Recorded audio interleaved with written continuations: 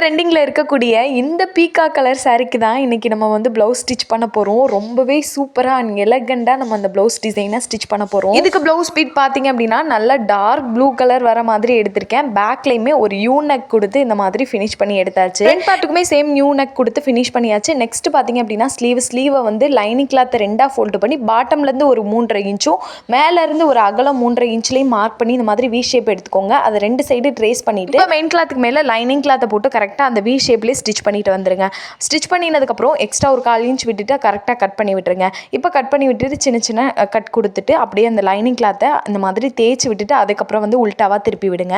இந்த மாதிரி we shape அழகாக நமக்கு கிடச்சிடும். இப்போ பேப்பர் கேன்வாஷோ இல்லை நியூஸ் பேப்பரோ இந்த மாதிரி 2ஆக ஃபோல்டு பண்ணி எடுத்துட்டு கரெக்டாக அந்த வி ஷேப்பு கிட்ட பாட்டமில் ஒரு 1/2 இன்ச் இருக்கிற மாதிரியும் மேலே வந்து ஸ்லீவோட லென்த் 10 இன்ச் அதை மார்க் பண்ணி இந்த மாதிரி லைட்டாக கர்வாக வந்து அதே ஷேப்பில் வரைஞ்சி விட்டுருங்க. அதுக்கு மேலே நமக்கு எக்ஸ்ட்ரா ஒரு 3 இன்ச் தேவைப்படுது. அதை வந்து 1.5 இன்ச் அகலத்தில் இந்த மாதிரி கர்வாக மார்க் பண்ணிட்டு அதை அப்படியே வந்து கட் பண்ணி விட்டுருங்க. இப்போ இந்த சாரியோட கிளாத்தை நம்ம இந்த கேன்வாஸில் வச்சு சுற்றி நம்ம தையல் கொடுக்கணும். சாரியோட கிளாத் வந்து கேன்வாஸுக்கு எக்ஸ்ட்ரா இருக்கிற மாதிரியே பார்த்து ஸ்டிச் பண்ணி எடுத்துக்கோங்க.